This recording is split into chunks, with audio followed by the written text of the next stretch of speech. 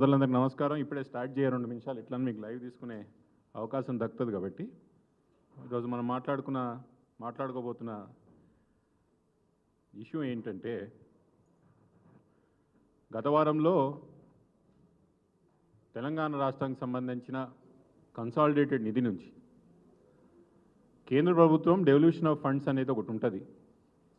రాష్ట్రం నుంచి కేంద్రానికి పోతున్న సెంట్రల్ ఫండ్ నుంచి ప్రతి రాష్ట్రానికి ఒక పర్సంటేజ్ ఉంటుంది. ఆ పర్సంటేజ్ని డెవల్యూషన్ ఆఫ్ ఫండ్స్ అంటారు. అది వివిధ రాష్ట్రాలకు ఒక్కొక్క పర్సంటేజ్ మేరుగా ఆ నిధులు పంపుతూ ఉంటారు. దాంట్లో భాగంగానే సెంట్రల్ గవర్నమెంట్ నుంచి మనకు వచ్చేది ఒక కన్సాలిడేటెడ్ ఫండ్. దాని గురించి మనం మాట్లాడబోతున్నాము. దీని గురించి మాట్లాడే ముందు తెలంగాణ ఉద్యమం గుర్తొస్తుంది. తెలంగాణ ఉద్యమంలో ఎందుకు తెలంగాణ ఉద్యమం చేపట్టిన నాయకులే కానీ, ముఖ్యంగా కేసీఆర్ గారి పాత్రే కానీ పదే పదే ఎందుకు నెమరు వేసుకుంటున్నామంటే, ఇప్పుడు కొన్ని సంఘటనలు చూస్తుంటే, కొన్ని పరిస్థితులు చూస్తుంటే అసలు నిజానికి కూడా ఎంత పెద్ద పోరాటం తెలంగాణ ఉద్యమం ప్రజలకు తీసుకుపోవడానికి నిజానికి ఎంత కష్టమైంది. ప్రజల నుంచి ఆ రెస్పాన్స్ రావడానికి ఉద్యమం పట్లే కానీ, తెలంగాణ పట్లేనే కానీ ప్రజల నుంచి ఆ రెస్పాన్స్ రావడానికి ఎంత కష్టమైందని ఒక్కసారి ఈరోజు ఆలోచన చేస్తుంటే, ఈ యొక్క పరిస్థితులను అవగాహన చేసుకొని నాకు నిజంగా కూడా గొప్పగా అనిపిస్తుంది. తెలంగాణ ఉద్యమే కానీ, తెలంగాణ ఉద్యమకారులే కానీ, తెలంగాణ కోసం కొట్లాడిన వ్యక్తులు ఆ రోజు పడ్డ కష్టం అంతా కూడా ఒకసారి యాద్ చేసుకుంటే నిజంగా కూడా నాకు చాలా గొప్పగా అనిపిస్తుంది. ఎందుకు చెప్తున్నా ఇదంతా అంటే, తెలుగు రాష్ట్రాల్లో ఉన్న మీడియా హౌజులందరికీ కూడా తెలంగాణ ప్రాంతంలో అతి ముఖ్యంగా హైదరాబాద్లోనే వాళ్ళ యొక్క ఆఫీసులు ఉంటాయి. వాళ్ళ యొక్క దినచర్య అంతా కూడా ఆంధ్ర ప్రాంతంలో న్యూస్ వేస్తున్నా కూడా హైదరాబాద్లో వాళ్ళ కేంద్ర ఆఫీసులు ఉండాల్సిందే. వాళ్ళ కార్యాలయాలు హైదరాబాద్ నుంచి నడవాల్సిందే. ఈరోజు నుంచి కాదు, 30-40 సంవత్సరాల నుంచి తెలుగు మీడియాలో ఉన్న ప్రింట్, ఎలక్ట్రానిక్ మీడియాల యొక్క బడా మీడియా హౌసెసే కానీ, పెద్ద పత్రికలు కానీ అన్ని మీడియాస్ కూడా తెలంగాణ నుంచే నడుస్తాయి. తెలంగాణ ప్రాంతంలో సబ్సిడీలు తీసుకున్నారు, భూములు తీసుకున్నారు. ఈ ప్రాంతంలో మీ ప్రాంతానికి తెలుగు పత్రికలే కానీ, హైదరాబాద్లే కానీ, తెలంగాణ ప్రాంతానికి కానీ తెలుగు పత్రికలకే కానీ, తెలుగు ఒక న్యూస్ ఛానల్కి కానీ రుణపడి ఉన్న విషయం అందరం కూడా గుర్తు చేస్తున్నా. ఇదంతా మీకు ఎందుకు చెప్తున్నానంటే, 10 రోజుల కిందట తెలంగాణకు రావాల్సిన వంటి 2500 కోట్ల యొక్క కన్సాలిడేటెడ్ నిధిని తెలంగాణ ప్రభుత్వంలోని యొక్క పెద్దలకు తెలవకుండానో, లేకపోతే ఇలా అసమర్థతతోనో కేంద్ర ప్రభుత్వం తీసుకునే ఒక నిర్ణయంతో దాదాపు 2500 కోట్ల రూపాయలు తెలంగాణ సంబంధించిన నిధులు ఆంధ్ర రాష్ట్రం తీసుకుపోవడం జరిగింది. దీని ముఖ్యంగా నేను ఇక్కడున్న మీడియా సోదరులకు, తెలుగు మీడియాలో ఉన్న, హైదరాబాద్లో ఉన్న తెలుగు మీడియాకు సంబంధించిన ప్రతినిధులకే కానీ, యాజమాన్యాలకే కానీ, ఇన్ని సంవత్సరాల నుంచి మీరు ఈ ప్రాంతంలో మీ కార్యాలయాలు నడుపుతున్నారు. ఇన్ని సంవత్సరాల నుంచి ఈ ప్రాంతంలో మీ యొక్క ఆఫీసులే కానీ, మీ యొక్క న్యూస్ ఛానల్సే కానీ ఆఫీసులే అని నడుపుతున్నారు. తెలంగాణ ప్రాంతానికి నష్టం జరుగుతున్న యొక్క సమయంలో ఎంత ప్రతిపక్ష పార్టీలు చెప్పినా చెప్పకపోయినా మీ పట్ల బాధ్యత తెలంగాణ ప్రాంతానికి ఉన్నదనే విషయం మీకు యాద్ చేస్తున్నా. ఈ యొక్క సమాచారం కన్సాలిడేట్ నిధి ఏదైతే ఆంధ్ర ప్రాంతానికి తెలంగాణ నుంచి పోయిందన్నదో ఒక నష్టం బీఆర్ఎస్ పార్టీ కాదు, లేదా కొంతమందికి జరిగిన నష్టం కాదు. ఇది తెలంగాణ ప్రాంతానికి మొత్తానికి జరిగిన నష్టం.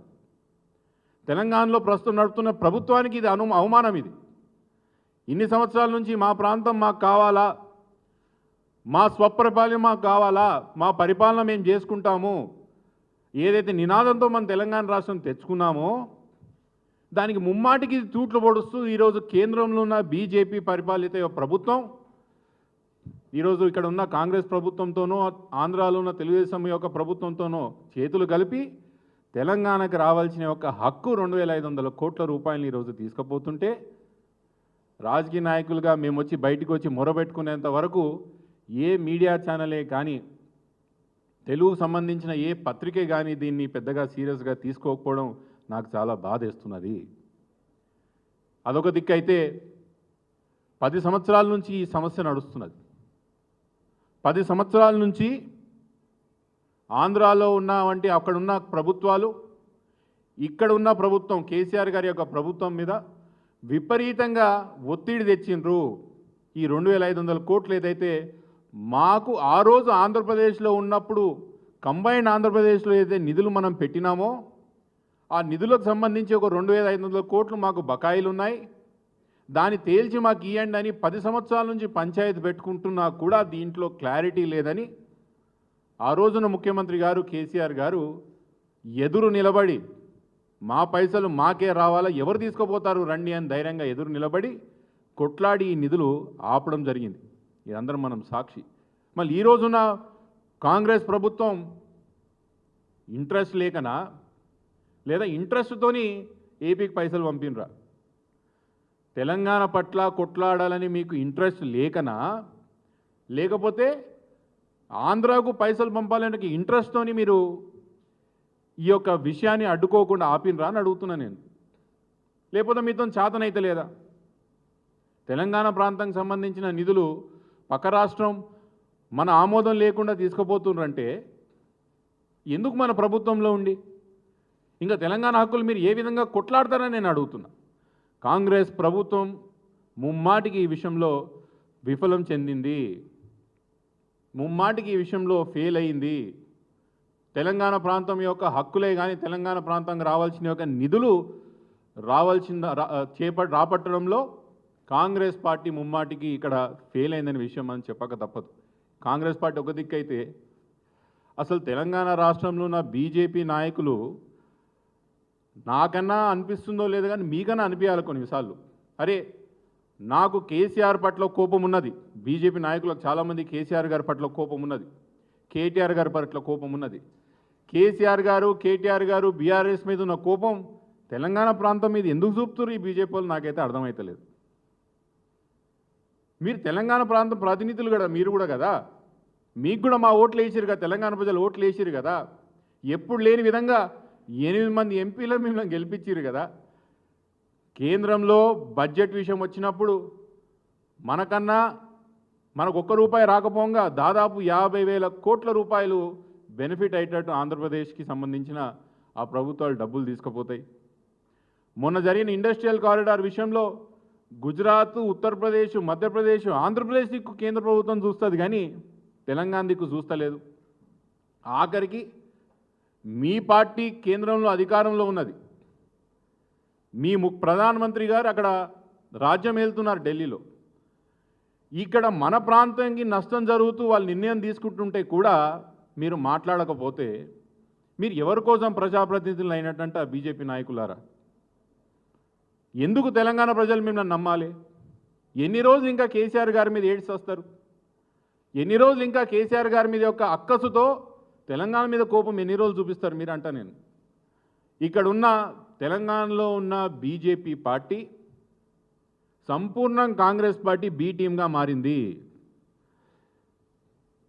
ఎవరు కూడా నాకు చూస్తుంటే పాలిటిక్స్ అబ్జర్వ్ చేసేటోళ్ళు, రాజకీయాలను డిస్టెన్స్కి వెళ్ళి చూసేటోళ్ళు ఈరోజు తెలంగాణలో జరుగుతున్న పరిస్థితులు చూస్తే అందరికీ అర్థమవుతుంది.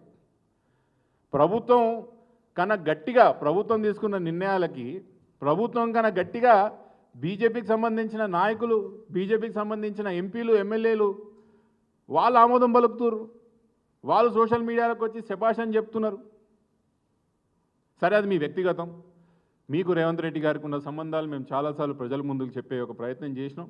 ఇప్పటికీ తెలంగాణ ప్రాంతంలో చాలామందికి కేసీఆర్ గారి మీద ఉన్న కోపంతో కాంగ్రెస్ బీజేపీ పార్టీ ఒకటే తెలంగాణలో అనే ఒక స్పష్టత తెలంగాణ ప్రాంతంలో ఉన్న చాలామందికి వచ్చింది.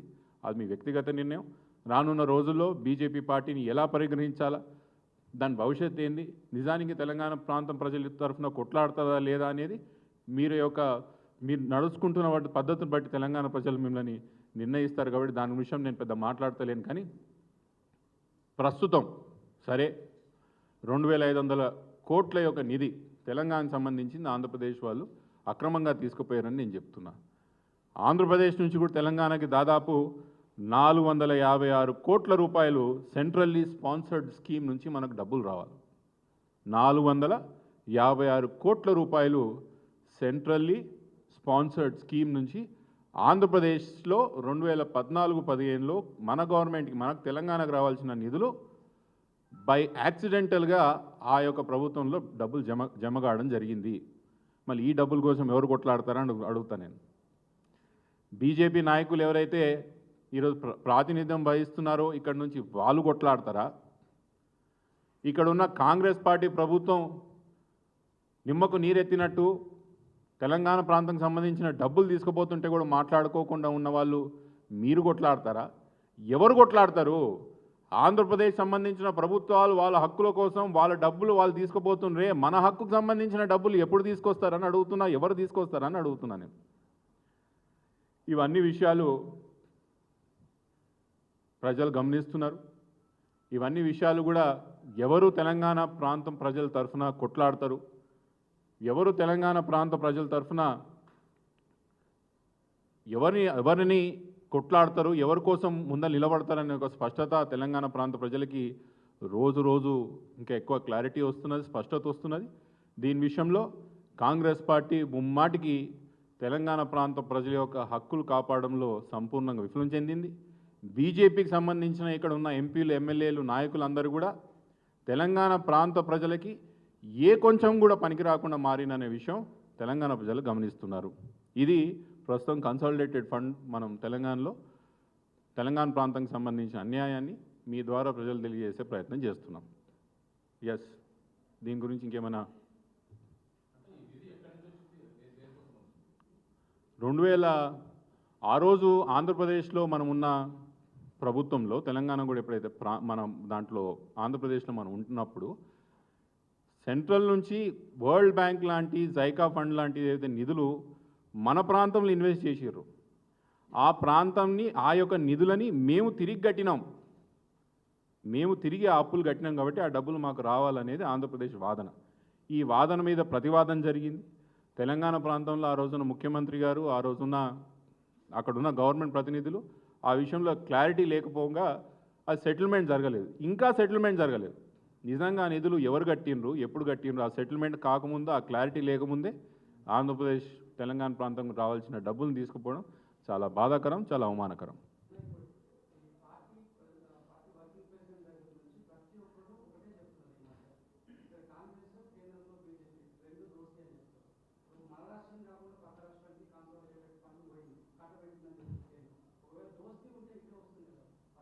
దోస్తీ ఉంటే కాంగ్రెస్ పార్టీకి దోస్తీ ఉండేది. కాంగ్రెస్ పార్టీకి బీజేపీకి దోస్తానా కేసీఆర్ గారిని కొట్టడానికి తెలంగాణ మీద ప్రేమ ఉన్నందుకు కాదు. నిజానికి కూడా తెలంగాణ మీద ప్రేమ ఉండి కాంగ్రెస్ వాళ్ళు బీజేపీ వాళ్ళు ఒకటైతే కేంద్రం నుంచి మొన్న రావాల్సిన బడ్జెట్లో ఎంతో డబ్బులు వస్తుండే. ఇప్పుడు చెప్పిన సెంట్రల్ కారిడార్లో మనకు డబ్బులు వస్తుండే. వాళ్ళ యొక్క కలయిక, రాజకీయ కలయిక వాళ్ళ స్వార్థం కోసమే జరుగుతున్నది. రాష్ట్రం కోసం జరుగుతుంటే నిజంగా అంతో మనం కూడా ఆమోదిస్తుంటాం, సంతోషిస్తుంటాం. బీజేపీ కాంగ్రెస్ యొక్క కలయిక ఓన్లీ కేసీఆర్ని అణగదొక్కడానికే రాజకీయంగా. అంతేనా? ఎస్, వాస్తవానికి వ్యక్తిగతంగా నేను హైడ్రా పట్ల పెద్దగా అటు దిక్కు దృష్టి సారిస్తలేను. మీరందరూ అనుకోవచ్చు, అదేంటి ప్రపంచమంతా, లోకమంతా ఈరోజు హైదరాబాద్ దిక్కు మాట్లాడుతుంటే మీరు ఒక్కరు దాని గురించి పట్టించుకోదలుచుకోలేదు అంటున్నారంటే దానికి కొద్ది కారణాలు ఉన్నాయి. ఏదైతే ఓఆర్ఆర్ లిమిట్స్లో ప్రస్తుతం హైడ్రా ఏదైతే మొదలుపెట్టినరో, నాకు తెలిసిన సమాచారం మేరకు హైడ్రా ఆఫ్ స్కోప్ ఆఫ్ వర్క్లో తెలంగాణ ప్రాంతంలో ఉన్న ఓఆర్ఆర్ ప్రాంతంలో ఉన్న చెరువులు, కుంటలు, ఓఆర్ఆర్ ప్రాంతంలో ఉన్న గవర్నమెంట్ ల్యాండ్స్, దానికి సంబంధించిన ఎండోమెంటే కానీ, వక్ఫ్ భూములే కానీ, దానికి సంబంధించిన ఫారెస్ట్ ల్యాండ్సే కానీ, ఇవన్నీ సంరక్షించాలనే ఒక ఆలోచనతోనే హైడ్రా ముందలు తీసుకొచ్చినట్టు మనందరికీ సమాచారం వస్తుంది. అదే వాళ్ళ స్కోప్ ఆఫ్ వర్క్ అని కూడా మనకు చెప్తున్నారు.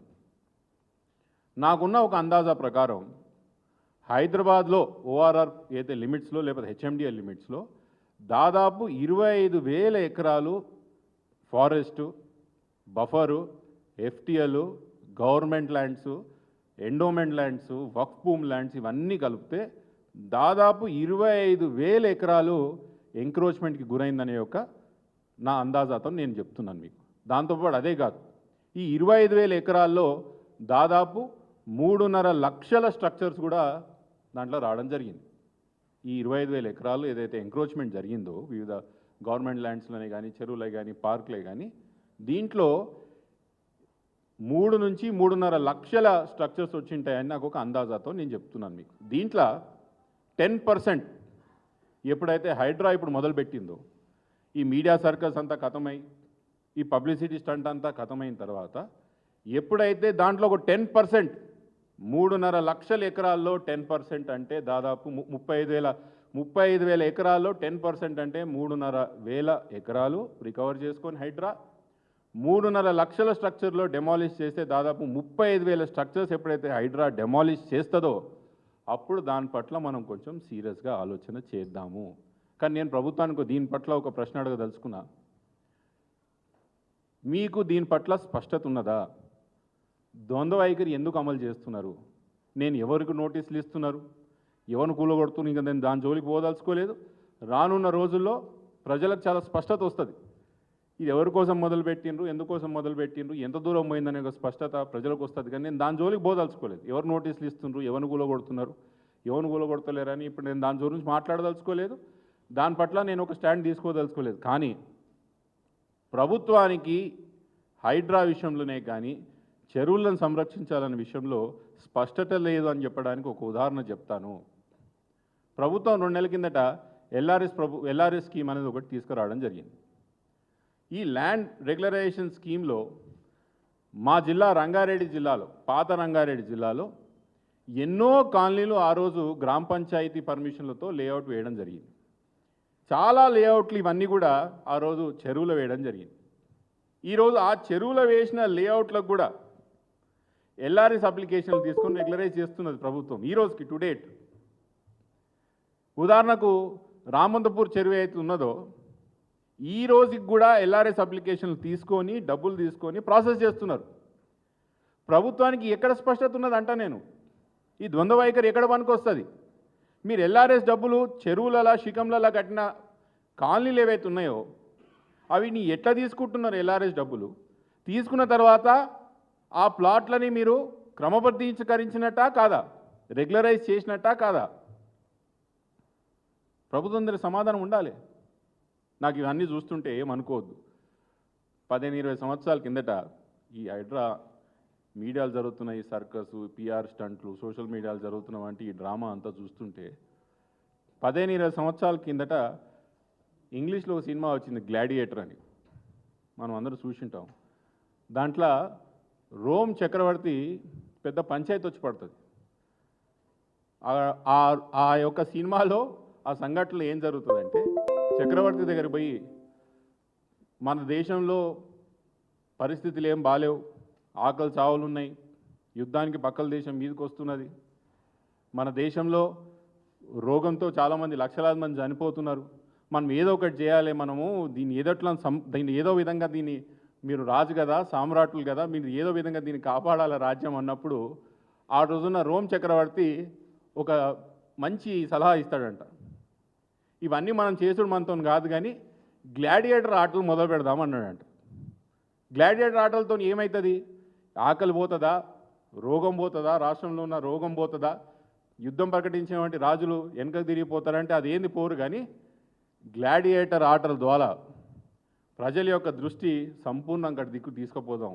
గ్లాడియేటర్ ఆటల్లో విధ్వంసం ఉంటుంది, గ్లాడియేటర్ ఆటలో రక్తం దారపోస్తాం, గ్లాడియేటర్ ఆటలో ప్రజల దృష్టి అంతా కూడా ఈ ఆకలి నుంచి, ఈ ఏదైతే రోగిష్టి పరిస్థితి రాష్ట్రంలో ఉన్నదో దాని నుంచి, రాజ్యంలో రావాల్సిన యొక్క యుద్ధాన్ని యొక్క దాని నుంచి అంతా కూడా వాళ్ళ అటెన్షన్ని అటు డైవర్ట్ చేయొచ్చు.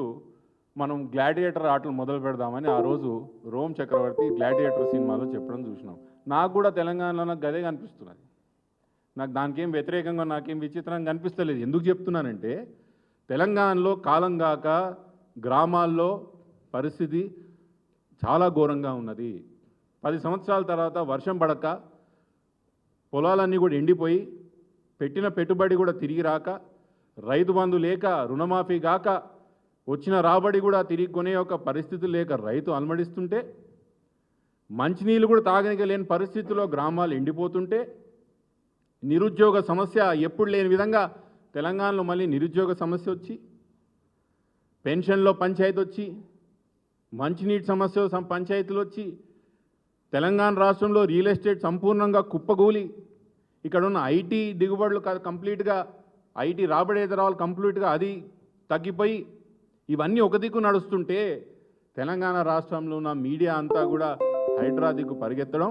ఆ రోజు గ్లాడియేటర్ సినిమాలో రాజు ఏదైతే గ్లాడియేటర్ ఆటల దిక్కు ప్రజల యొక్క దృష్టి మళ్లించే ప్రయత్నం చేసిండో, తెలంగాణలో కూడా హైడ్రా ఆటలు మొదలుపెట్టి తెలంగాణలో జరుగుతున్నటువంటి సమస్యలన్నింటినీ కూడా ప్రజల్ని దృష్టి అటు దిక్కు మళ్లించే ఒక ప్రయత్నం ఉందా తప్ప నాకు హైడ్రాతో నాకు ఏమీ కనిపిస్తలేదు. Thank you. అంతేనా?